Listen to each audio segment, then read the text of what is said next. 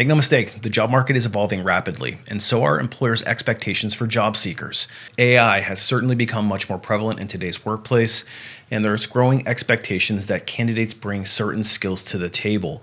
Now, those same companies are evolving how they're approaching hiring, and they're asking different questions than they may have done in the past. So we as job seekers need to evolve right alongside them, and in this video, I want to give you some specific questions that you should probably be ready to answer heading into 2026 and beyond.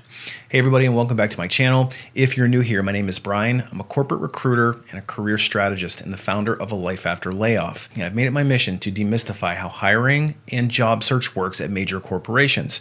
So if this kind of content interests you, make sure you hit the subscribe button. All right, back to the task at hand, getting you prepared for interviews in 2026 and beyond. And in today's job market, a lot of people are struggling to even get the phone to ring, let alone get through the gauntlet and land an offer. So if we land that coveted interview, let's make sure that we're completely prepared.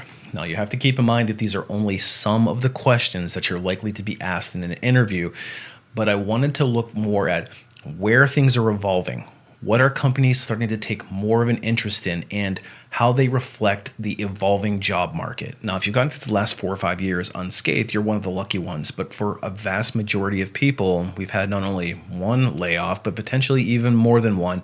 And it's represented a job gap that we probably didn't plan for. And employers still like to ask about them, even though, let's face it, they've created most of them. But as interviewers, we still have to defend our resume and try to make this a positive rather than a negative. So when the employer inevitably asks you that question, why is there a gap on your resume? You need to be ready to answer this one. Now, there's two types of main job gaps that we probably should be ready to defend. The first one is going to be a short-term job gap, which is anything less than, I'd say, 6-8 months roughly. And I think most hiring teams understand that people have job gaps, and they shouldn't be that big of a deal. If an employer seems to be overly concerned about your job gap, I would say that's kind of a red flag, because it sounds like they may be out of touch with what's going on in the modern job market.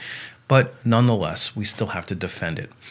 So I wouldn't spend a whole lot of time explaining, especially if I was in a job type that was very turbulent or in a company that had a very public and widespread layoff, like the Meta layoffs or Amazon. And to answer this one, I would simply just state the obvious that, yeah, unfortunately, I was laid off, that the industry as a whole was very difficult during this period of time, and a lot of companies experienced mass layoffs, and unfortunately, my job type happened to be the unlucky one. But in general, I wouldn't feel the need to explain this one too much, because less is more. We don't want to say too much anyway, because there's more of a likelihood that you could step in a landmine. Instead, very concisely talk about what happened, explain that your job was one of many, and that you're ready to get back into the workplace and pick up where you left off. Now, if your job gap was a little longer, say you had extended unemployment, you should probably also state that you got laid off as part of a reduction in force. But where the employer is going to start questioning is why haven't you been able to get back into the workplace quickly? They will start to inevitably assign bias and start thinking maybe you're unemployable. Now, obviously, we know that that's not the case, but we have to convince them. So here's what strategy I would use. First, I would explain the obvious. Again, less is more. But then I would also add the types of things that I've been doing to keep current on my skill set, and that hopefully you've been working on some other projects on the side in order to keep yourself sharp. You have to align why you're the best fit for their particular job here. That's going to be crucially important, because if you made it into the interview, they at least see something on your resume that they like. You have to reinforce that reason and give them enough of a reason to look beyond a relatively large job gap. The next question that you need to be prepared for, and this one could be a trick question, it might not be, it's, do you use AI? Now, a lot of people rely on AI tools in their job search, but there's also AI in your normal day-to-day work. And I would expect if they're asking this question, they're going to want to know more about your day-to-day work than they would be about whether or not you used AI in your application. If they ask you, you may want to follow it up with a quick clarifying question of your own. Are you asking about tools that I use in my day-to-day job? And then if they say yes, here's how I'd want to answer that one.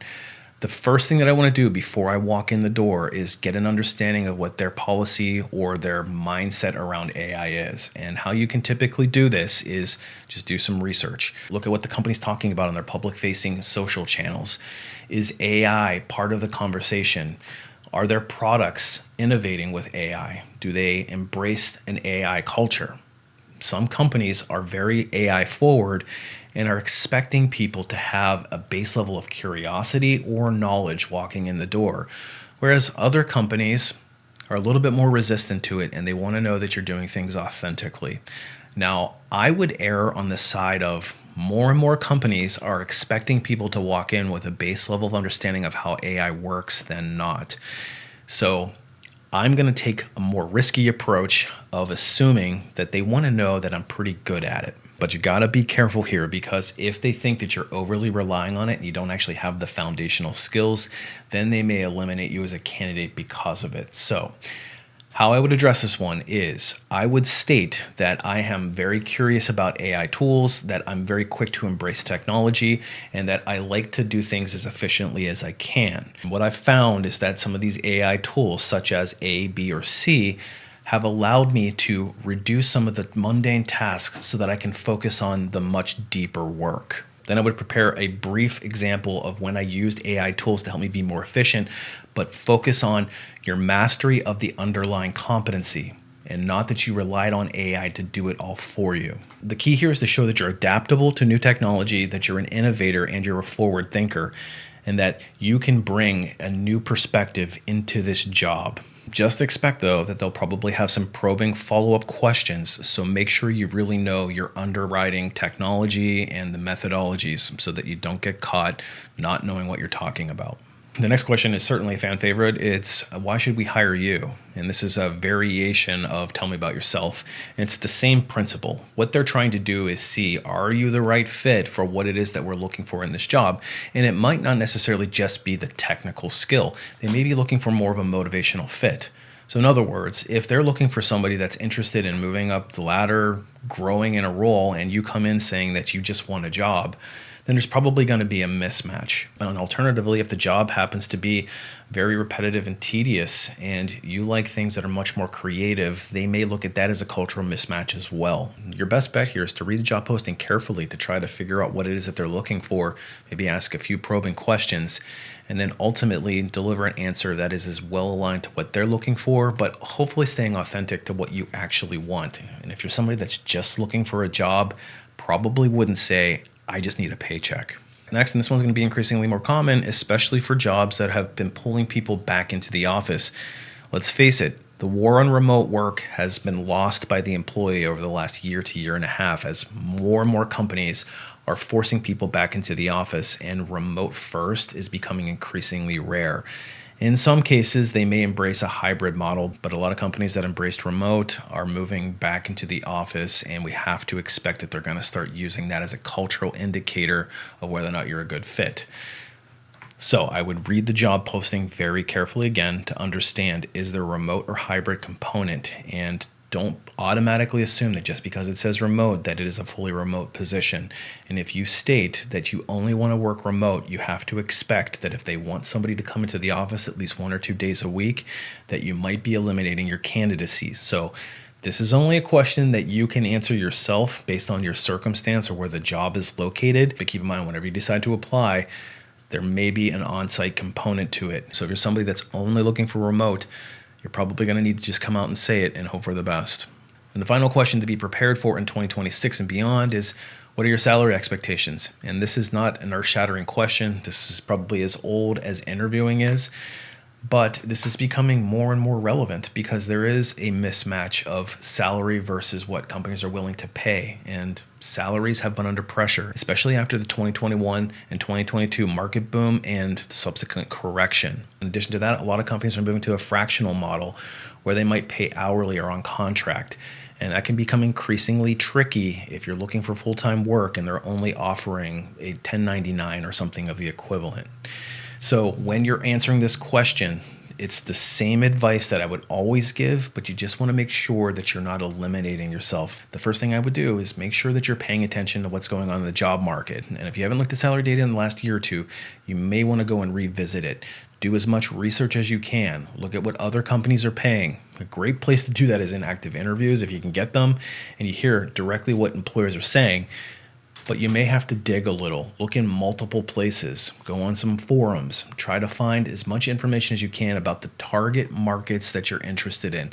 And I want to put a little asterisk here. Your location does matter, even if it's remote. So if you're in the technology space and you're sitting in Iowa and you're applying for a job in San Francisco or in New York City that's remote, you have to keep in mind that they're not going to pay you those ranges when you're living in a much lower cost of living area. And how we answer this one is the same as always. We never want to give our most recent salary, and we never want to give a specific number because we don't want to lock ourselves into a range. Instead, what we want to do is understand what the market is paying as best we can, and then figure out what our minimum acceptable is, and then give a range starting there and going up about 15 or 20%. So I might say something to the effect of, based on what some other positions I'm considering are, my expectation would be somewhere in the 100 to 120 range. Does that seem to make sense with you? And ultimately, you do want to get rejected for those roles that are paying way below market range for somebody of your skill and ability.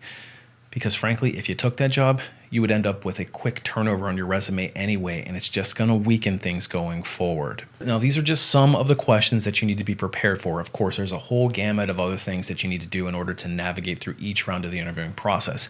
If you're somebody that is nervous about interviewing, maybe you're not feeling super confident in how to present yourself, that's actually something that I specialize in. I've got a website called alifeafterlayoff.com, which is loaded with tips and tricks, all from an insider's perspective. And I share my deepest and most intimate knowledge in the form of some training courses. And specifically around interviewing, I have 2 courses. The first one is called the Ultimate Job Seeker Bootcamp, and it looks at job search from A to Z. So starting from the time you put an application in all the way through the time that you negotiate an offer. And in fact, it's how I approach my own job search, and I've broken it down in methodical detail. I give you tips, techniques, and strategies to recall without having to memorize a whole bunch of interview answers, and it takes a lot of the stress away.